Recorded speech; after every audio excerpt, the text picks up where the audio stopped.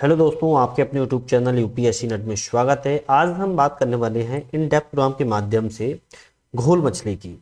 In depth programme के माध्यम से हम घोल मछली की बात करेंगे। घोल मछली कहाँ पर मिली हुई है और किस राज्य के द्वारा इसको राज्य मछली घोषित किया गया, इसकी भी बात करेंगे। सबसे पहले हम देखेंगे चर्चा में क्यों है, उसके बाद घोल मछली के मुख्य तत्वों के बारे में जानेंगे, उसके बाद भौगोलिक वितरण के बारे में जानेंगे, कहाँ पे पाई जा रही है और कहाँ पे अभी हाल ही में इसका मिली हुई है।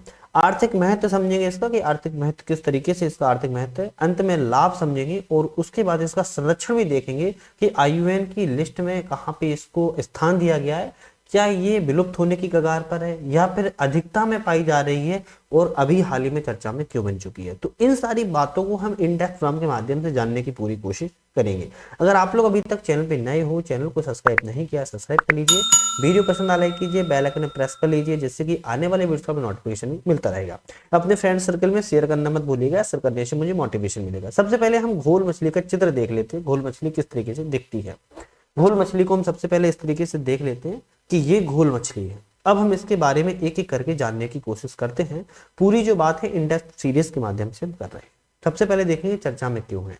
तो हाल ही में गुजरात ने ब्लैक स्पॉटेड क्रोकर अर्थात प्रोटोनिविया डायकेंथस जैसे स्थानीय तौर पर घोल मछली के नाम से जाना जाता है राज्य मछली घोषित कर दिया है। किसने किया हुआ है? गुजरात राज्य ने इसको राज्य मछली घोषित किया है। स्थानीय तौर पर इसको घोल मछली कहा जाता है, लेकिन इसका वैज्ञानिक नाम देखा जाए तो ब्लैक स्पॉटेड क्रोकर है। कहाँ मिली है? गुजरात राज्य ने राज्य मछली घोषित किया है। तो एग्जाम में अब बन सकता है कि घोल मछली को किस राज्य के द्वारा राज्य मछली घोषित किया गया है। तो ऑप्शन कई सारे हो सकते हैं, केरल हो सकता है, कर्नाटक हो सकता है, महाराष्ट्र हो सकता है, गुजरात हो सकता है या उड़ीसा भी हो सकता है।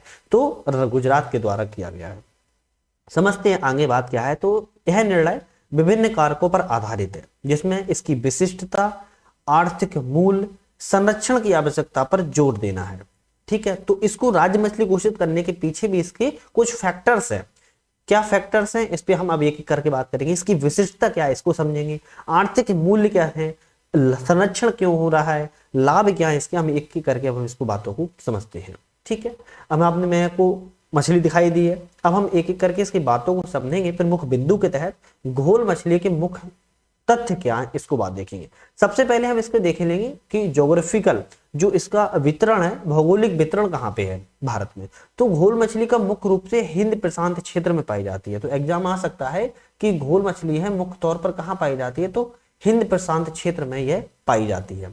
इसका प्राकृतिक वास की बात किया है, मतलब इसका प्राकृतिक आवास कहाँ पे है, तो फारस की खाड़ी से लेकर प्रशांत महासागर तक यह विस्तृत पाई जाती है। मतलब कि फारस की खाड़ी से लेकर इसको प्रशांत महासागर तक पूरे में यह पाई जाती है। तो हिंद प्रशांत क्षेत्र भी है कि हिंद महासागर भी और प्रशांत महासागर भी इसमें कवर कर लिया जाता है। तो इसका भौगोलिक वितरण आप लोगों ने समझ लिया।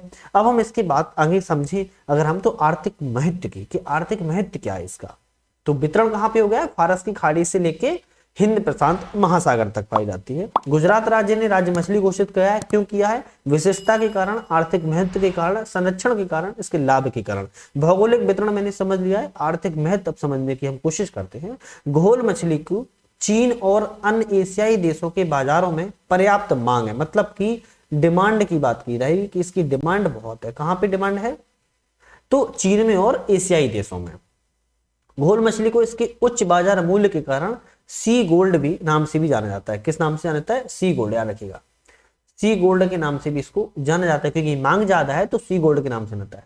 इसका मांस की बात किया, जो घोल मछली का जो मांस है वो यूरोपीय और मध्य पूर्वी देशों में निर्यात किया जाता है। मतलब कि भारत से इसको बेचा जाता है, भारत से इसको ले जाके वहां पे निर्यात किया जाता है। कहाँ पे? यूरोपीय देशों में और मध्य पूर्वी देशों में। इसकी मांग है तभी इसका आर्थिक महत्व बढ़ गया है। जब आर्थिक महत्व किसी भी देश में बढ़ता है तो उस चीज के लिए संरक्षण जरूरी हो जाता है। मैच समझे तो इसकी ड्राई एयर ब्लेडर की विशेष रूप से चीन में अत्यधिक मांग है। चीन में क्यों मांग है? इसके ड्राई एयर ब्लेडर के द्वारा। तो क्वेश्चन बन सकता है कि चीन में हाल ही में जो घोल मछली है इसका क्यों महत्व रखा गया है, तो ड्राई एयर ब्लेडर की तकनीक के द्वारा इसको विशेष रूप से चीन में महत्व दिया गया है। गुजरात में 1 किलोग्राम घोल की कीमत 5,000 रुपए से लेकर 15,000 रुपए तक यहाँ पे दिखाई गई है। कहाँ पे? गुजरात में। कितने किलोग्राम? 1 केजी। 1 केजी की कितनी है? 500 किलोग्राम से 500 रुपए से लेकर और 15,000 रुपए तक। 5,000 रुपए से लेकर 15,000 रुपए तक इसका मूल्य दर्शाया गया है।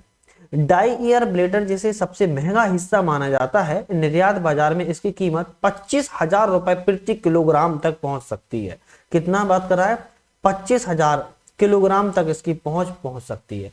सोचिएगा जो ड्राई ईयर ब्लेडर है अब 1 किलो में 25,000 रुपए वसूल कर रहा है, तो सोचो वहां की कितना भी कम हो तो आर्थिक महत्व उसका कितना बढ़ गया, वहां के लोगों को व्यापार करने में कितनी सहजता बढ़ गई है।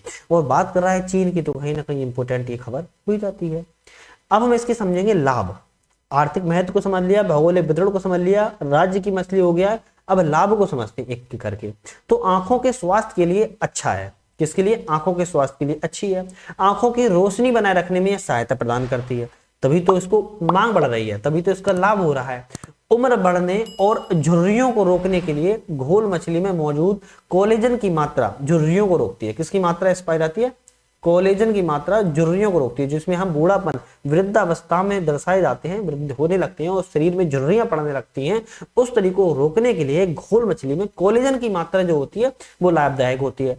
त्वचा की लोच को बरकरार रखती है, मतलब कि त्वचा जो स्किन जो होती है उसको चिकनी सॉफ्ट रखने में ये बहुत ज्यादा लाभदायक होती है। इसको खाने में बहुत ज्यादा मतलब लाभदायक बनाती है। तो लाभ इसके सोचिएगा शरीर के लिए कितना है। आंखों की स्वास्थ्य बढ़ाती है, रोशनी बढ़ाती है, उम्र बढ़ने से मतलब उम्र तो बढ़ेगी लेकिन दिखाने के लिए रोक दी जाती है। झुर्रियों से ये लाभदायक होती है, झुर्रियां कम हो जाती हैं और त्वचा भी स्किन इसमें महत्वपूर्ण हो जाती है।